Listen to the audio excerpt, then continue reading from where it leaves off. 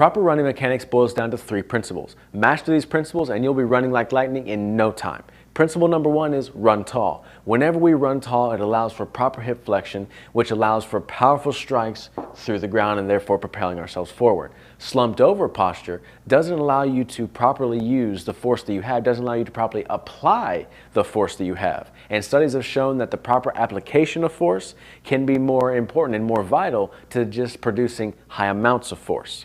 The second one is arm swings. Whenever we swing our arms, we got to make sure that we are, number 1, getting long strides with our arms as well, long, stiff strides. But we also want to make sure we're not swinging side to side. If you were to sit there and try and swing your arms as quickly as you do when you're sprinting side to side, you'll feel your body's center of mass try to shift with your arms. And if your body's trying to shift, your legs will therefore shift as well to keep up with your arms. And keep in mind, whatever your arms do, your legs will follow. And ideally, as stride length increases, speed increases. Think about it, if you're sprinting a 100-meter dash, or if you're racing a friend, your first few steps are going to be a lot shorter than they are when you really get to run and really start extending those legs.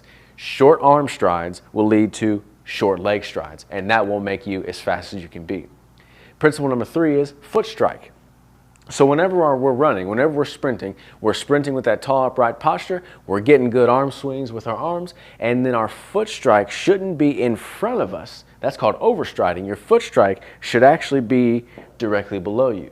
That way, whenever you strike the ground when you're sprinting, someone should be able to draw a straight line from the crown of your head to your ears, to your shoulders, to your hips, all the way down to your foot, because whenever you strike here, all the force you're applying to the ground is then being propelled back to then propel you forward. If I'm overstriding, if my foot strike is here, see, now I have to use that energy to not only pull me forward, but then push me forward. See, you're wasting your energy when you're not striking your foot directly below you. And if you're in a 100-meter dash and you're trying to run as fast as you can, you need every ounce of energy you have to propel you forward in the most advantageous to you way that you possibly can.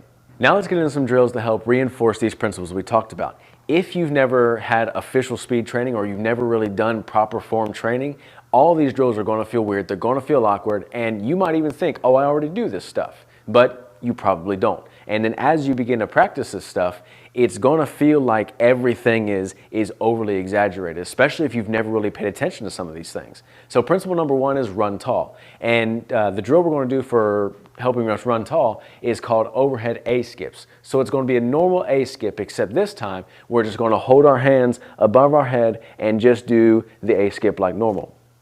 If you've never done an A skip, it's very simple. It's a pretty rhythmic drill, but after a few times practicing, you'll get used to it, no problem. So with A skips, you're going to basically do 3 skips on a single leg. So the first skip is going to be bringing your leg slightly up. Second skip, your leg is going to be fully up. And on that, from the second skip to the third skip, you're going to drive your foot down to the ground. So you're going to skip, skip, and then skip. And then just do the other thing with your other leg. And so with this, with the overhead, it's going to feel exaggerated. It's going to feel weird because you're trying to move your legs without your arms. And this will kind of give you a good idea of how much your arms play into you actually running and moving forward with your legs. The second one is for our arm swings. And what we're going to do with the arm swings is 9-time Olympic champion Carl Lewis, he puts it this way. He says, thumb to the eye, elbow to the sky. And what that means is whenever you bring your arm up, you want to bring your thumb up to about eye level and then drive it back, elbow to the sky. Now, whenever you're driving your arms, you want to make sure you keep tight, stiff. Don't flex your arms to keep them stiff like that, but keep them in stiff angles. What you don't want to do is you don't want to go from here and then swing your arm through and let it come out like that. You'll find that slower sprinters, they'll let their arms come out like that. They won't keep stiff ankles, but the most champion of sprinters, Usain Bolt himself, watch his arms. Whenever he's running, he keeps tight angles, whether he's elbow to the sky or thumb to the eye. He's always keeping tight angles, and he's not swinging his arm through like this, making big swooping motions. No, he's straight back and then straight back forward. And this you can do in your home and you don't even have to move your feet. It's just keeping your arms in good angles. Again, it's going to feel over exaggerated. It's going to feel weird, but keep doing it. Your arms, your body will get used to it, and then you'll slowly train yourself to do this normally, and you'll be sprinting faster in no time. Our third drill is foot strike, and this is probably the most complicated of the drills just because it makes you focus on where you're putting your foot, which is probably not normal to you. And also, one thing you want to focus on is whenever you come into the Z position of your leg, I make a Z with my leg, you'll want to make sure your ankle is in a dorsiflex position, meaning it's facing upward.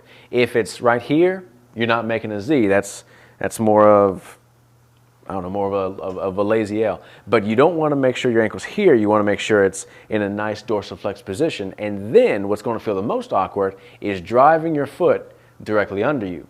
If you're like me and the first time you tried this, whenever you were bringing it up, you overstrided, probably more right there, you overstrided and put it in front of you. It's going to take legitimately thinking, concentrating, and practicing on getting that ankle up and then straight down below you.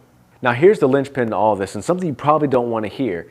You must film yourself in order to see where is your form bad, where is it good. Because here's the thing, in your running form now, you may already be running tall. You may already have good flexion. You may already be striking, right below you. But unless you film yourself straight on and to the side, you're not going to see where the improvements need to be made. And if you don't know that, then you don't know what drill's helping, what drill's not, or if you're even properly doing the drills to make good form. So you must film yourself. Or if you don't want to film yourself, have someone else film you. Whatever it takes, just film yourself. Get you on camera, because there's a good chance that when you see you run, you'll know right away, oh wait, that's not good at all, or oh, I need to fix this right away. Because right now, running feels normal to you. Nothing feels off, nothing feels wrong. But if you see yourself and then you're like, oh, okay, I need, principles 1 and 3, those are the ones I need to work on. And as you work on them, again, they're going to feel exaggerated, but as you work on them, film yourself, a few days or a few weeks later and see where the improvements are at. Or see if, working on these principles, has really made me not so much focus on my arm swing. So now I need to focus on my arm swings. But it all boils down to you must film yourself. If you want to know more about how to get faster, check out my Like Lightning playlist. Thank you so much for watching. And remember, what you think, what you eat, and what you do all create a life of chronic health. Thanks for watching, and I'll see you next time.